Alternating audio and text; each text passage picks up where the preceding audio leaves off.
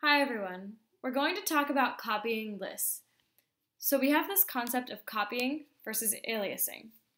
So the first thing we do is we create a list called A that contains 2 and 3, and then we set B equal to A. This does not, however, make a copy. This makes an alias. And then with C, we import copy, the module, and then we use it to copy A. So we first print out A, B, and C. We see that they're all the same. And then we change the first element in A to 42. And then down here we see, when we print out the list again, that the first element in B also changed. So it appears that whenever we change A, we also change B.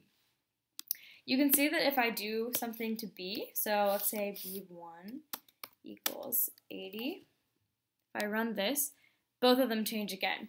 And that's because they are aliased. However, nothing changed in C, and that's because C is a new fresh copy of A. So nothing that you do to A will ever change C. We can see that there are a lot of different ways of copying things. So these essentially all copy A, but you can use the copy module. You can actually use the brackets here to make a copy of A. You can add A to an empty list, and remember that this plus sign, it creates a new list, right, and assigns it to D. So that's a way of copying A. We can just say list of A. We can deep copy A, and you'll learn more about what deep copy does later with 2D lists. Or we can say that G is the sorted version of A. And so whenever you call sorted on A, it actually makes a brand new list. But this will actually only work if A is sorted in the first place. You won't get an exact copy of it. It'll just sort whatever it is. It just so happens that A is already sorted.